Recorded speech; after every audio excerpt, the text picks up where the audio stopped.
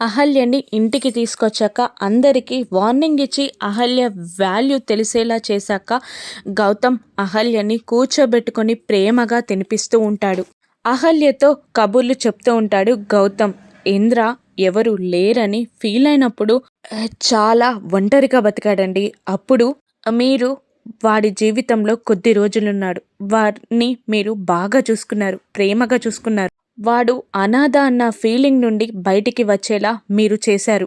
అటువంటి వాడు ఇప్పుడు మన మధ్యలో లేకపోవడం మన దురదృష్టం అని అంటుంటాడు గౌతమ్. బాధగా చూస్తూ ఉంటుంది అహల్య. దూరం నుండి ఇవన్నీ వింటూ ఉంటుంది అతిథి. ఇంకా మళ్ళీ ఇలా అంటూ ఉంటాడు గౌతమ్ అహల్యతో. అసలు వాణ్ణి అనాథ అన్న ఫీలింగ్ నుండి బయటికి తీసుకొచ్చిన మీరు వాడికి దూరవ్వడం చాలా కష్టం. నాకు దూరమైన నా స్నేహితుడి ప్రతిరూపాన్ని మీరు నాకు అందిస్తున్నారు. మీరు నాకు దేవతతో సమానం. మీరు నా స్నేహితుడిని నాకు ఇస్తున్న దేవత మీరు అని గౌతమ్ అహల్యతో అంటూ ఉంటాడు. ఈ మాటలన్నీ విన్న అతిథి షాక్ అవుతుంది.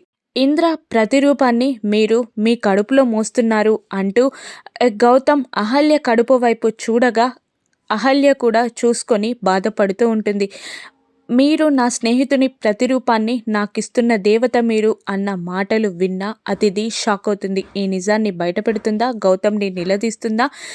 గౌతమ్ అహల్య మధ్యల సంబంధాన్ని అతిథి తెలుసుకోగలదా? రానున్న ఎపిసోడ్స్లో చూద్దాం. Thank you.